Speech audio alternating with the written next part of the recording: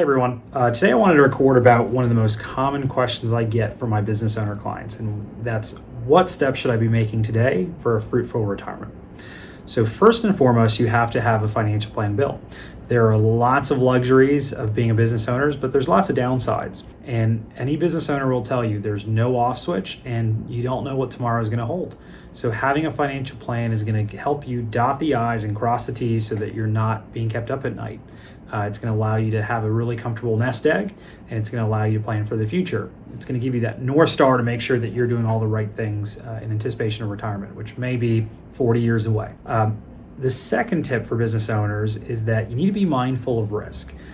So we spoke about the irregularities of cash flow as a business owner. You don't know what tomorrow is going to hold. With your investment account, you really have to be careful of not having too much risk. The last thing you'll want is if the economy turns south, for your investment account to be down without sufficient cash reserves at the same time that your business is down. Most businesses fail because of cash flow issues. And if you want to be very, very mindful of not running into cash flow issues as a business owner. The next tip I have, and this one is really difficult for me to practice as well, is just keep your business and your personal accounts separate. So it really becomes difficult to run your business like a business in a professional way when you are commingling accounts, commingling expenses. If ever you were to seek a loan, it becomes very difficult, or even if you were going to sell the business, selling the business becomes infinitely more difficult when you don't have separate accounts for your business as for your professional side. I think the next tip for business owners is to maximize the tax advantages you have. And this is certainly easier said than done. I get asked about CPAs and maybe if there's a good CPA out there for my clients all the time. And at the end of the day, you have to be a little bit proactive as it relates to your taxes.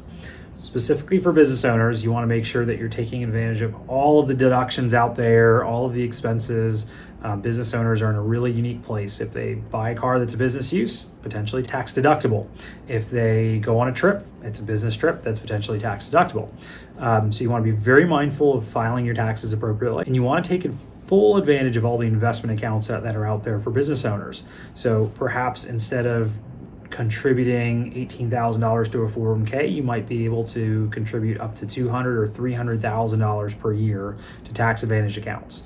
So these are very nuanced concepts, so you want to be very mindful and work with an advisor, but at very least, you want to make sure you're taking full advantage of the tax savings of being a business owner. And the final bit of advice is create a succession plan for your exit from the business. All too often, folks are ready to push the eject button and they haven't yet really thought through what exiting the business looks like. You have to have a succession plan in place.